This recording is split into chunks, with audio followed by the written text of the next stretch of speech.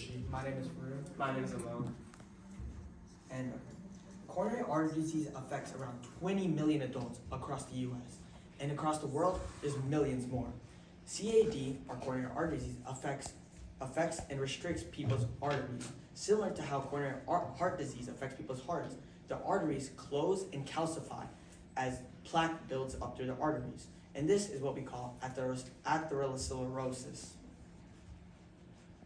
Anyone can be diagnosed with coronary artery disease, but the risk increases significantly after the age of 45 in men and the age of 55 in women. Additional risk factors include high LDL cholesterol, low HDL cholesterol, high blood pressure, obesity, and smoking. Furthermore, the globalization of the United States has inadvertently increased the availability of highly processed foods, thereby indirectly contributing to obesity. There are numerous factors that can contribute to the curing of CAD, coronary artery disease. The first being lifestyle changes. So in order to implement lifestyle changes, one must have a healthy diet while also maintaining physical activity.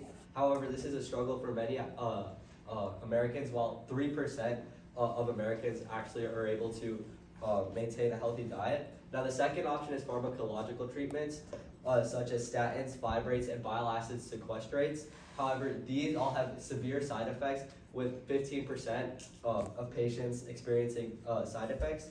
Lastly, there's coronary artery bypass graft surgery, which is often critiqued for its loss in the future, whereas contributing to the actual cure.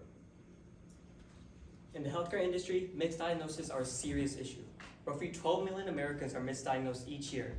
Of those 12 million, 4 million suffer from some sort of injury, and 80,000 die. Alongside this risk, misdiagnosis also leads to tremendous medical expenses for the individuals involved. This risk is associated with the incorrect classification of coronary artery disease through medical scans. Our convolutional neural network model seeks to resolve this issue and accurately detect coronary artery disease, serving as a tool for doctors to lower misdiagnosis percentage and thus saving or improving the lives of patients. And to allow for this scanning to happen, we chose to use an MPV, or a mosaic projection view, which is merely a two-dimensional compressed model of a CT scan, a computed tomography. And to read an MPV,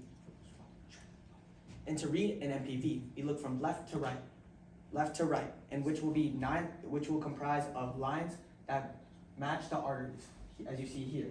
And if we look here, we can see that we see little divots, and this would be the presence of plaque buildup within one's arteries, and this would be calcification.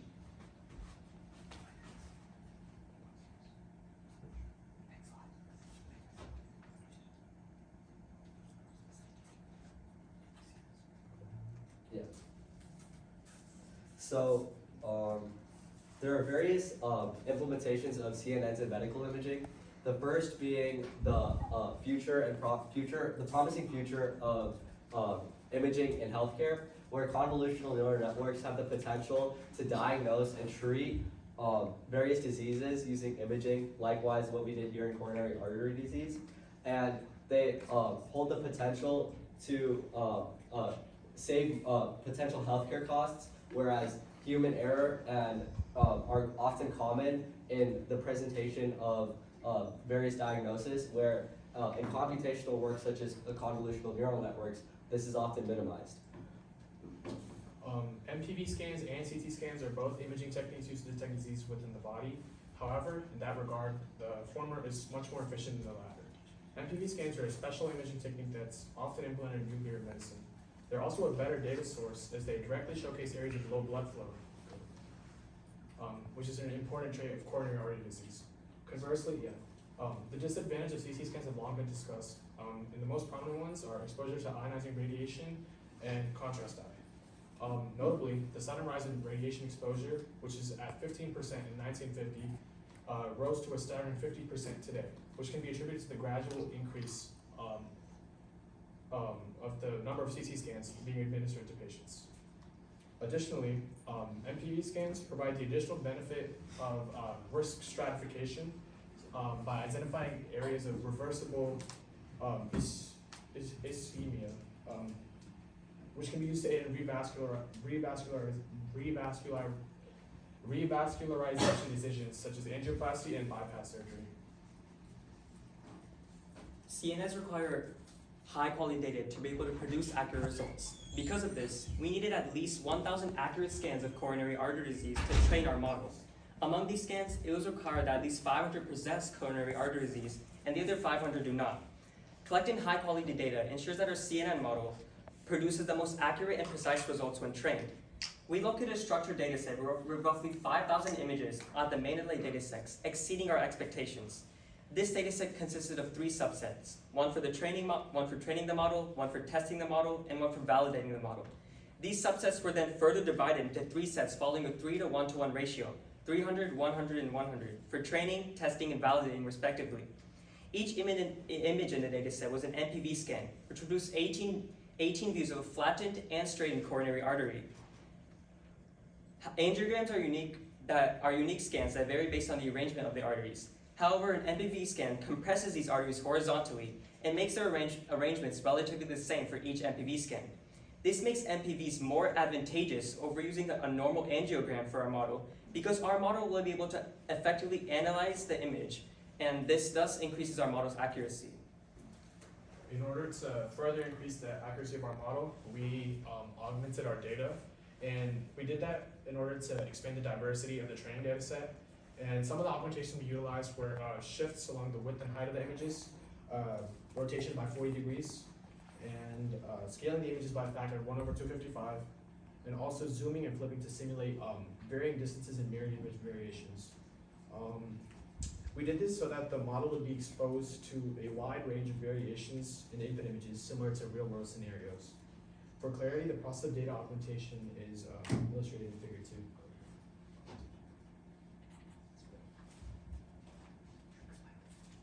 Okay, so you can see here, we would load the images from the directory, which would be our data set, via file path extraction. Then we would then resize the images to format into 299 by 299.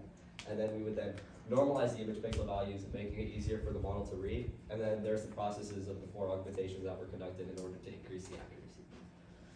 So moving on, we implemented TensorFlow quite heavily into our model. TensorFlow was extensively used, and we were able to implement the image data generator function in order to augment and create various new images in order to create more depth in our data, hence increasing the accuracy for our model and its precision. We integrated Google Drive, and we mounted it for file path extraction, and in order to implement our data into our model. And in order to test and train, the validation accuracy, which measures how accurately our model diagnosed coronary artery disease, was performed on 2 separate data sets and was evaluated after running through all 15 epochs. And each epoch began at a different location within each input image, while all the MPVs were rendered as 299 times 299, which remained the constant size. And we also implemented in section V3 our baseline model architecture, which would then it was based off of ImageNet, which contributed to our ability to read coronary artery disease imagery. And this abstraction allowed the focus to be on augmentation with specific parameters rather than having to can I present? focus heavily on Can I present? building a CNN from scratch.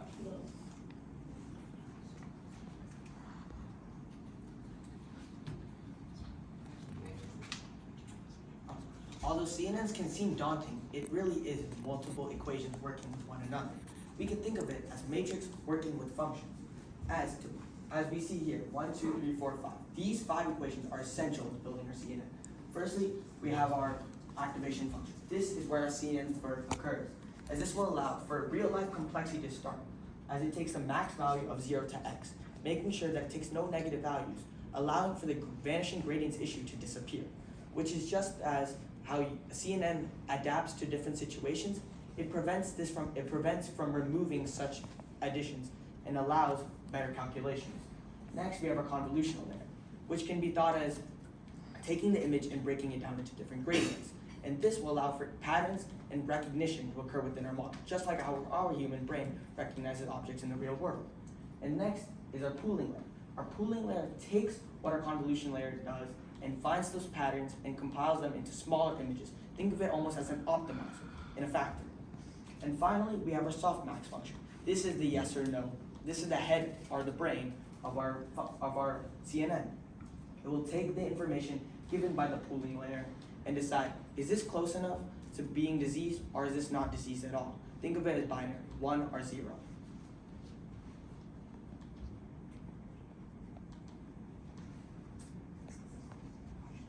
Okay, so in the future, we hope to expand our model in various ways. Initially, data preparation was the hardest part, with being the ability to actually gather high quality and feasible data for our model. And the annotation tool by Inception v3 significantly sped up this process by annotating and refining the data with dataset tags and overall enhancing the data quality. Now we hope to improve our model by also implementing neural ordinary differential equations, also known as ODEs.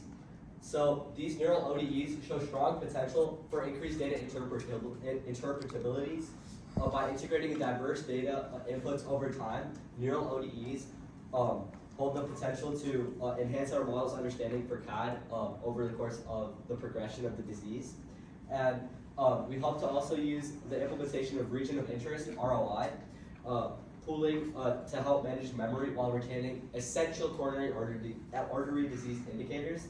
Pairing this with the automated integration of our model, we can also reduce the model's overhead while also improving efficiency. Lastly, we hope to enhance diagnostic accuracy with multimodal data, such as genetic information, biomarkers, as well as patient history, which can all provide a more comprehensive outlook for the model and its predictive outcomes. We use the MacBook Air with an M2 processor, 8-core graphics card, and 8 gigabytes of RAM to evaluate our model. And after it's finished running, the model prints a percentage outcome based on how accurately it's able to classify images in the testing data set. And the dropout ratio is a parameter that represents the percentage of neurons that are randomly deactivated during the training phase in order to prevent overfitting. And overfitting negatively affects the dropout ratio and the validation accuracy of the model. And our dropout ratio was 0.3, and we utilized 50 total layers, 48 of which were customized layers, 1 of which was fully connected, and the last was a softmax layer. Figure 6 and table 2 below represent performance results for each data augmentation. Note that each augmentation builds upon the previous one.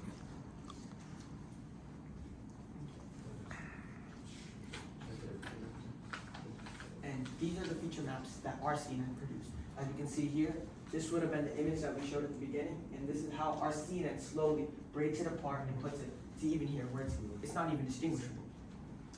And to build upon our model, we had to create a standard that our model could be stood by, and that was the empirical rule. As the medical community together has stated by Dr. Narayana Murthy says, at least for a program or procedure to be implemented, it must be at least 95% working.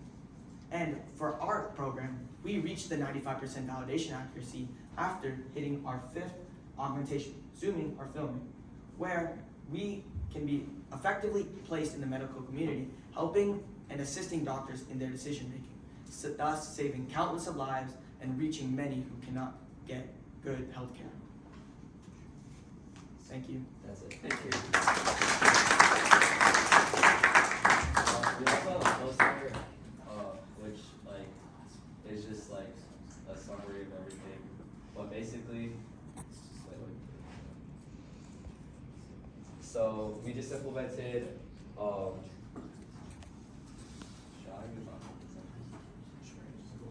Okay, so basically the goal of our project was to counteract coronary artery disease with the application of convolutional neural networks, and we were able to successfully do so through the validation of our testing data set with an accuracy specifically 94.68%, coming off of a baseline model from Inception v3 of 68%, I think. So the augmentations, which we had discussed in our presentation, heavily contributed to our increased accuracy overall, and that's that. Are there any questions? And if you want to learn more, we do have a research paper that we will publish soon that you guys can read. Yeah, it's in the process of currently being published at Meta Archive.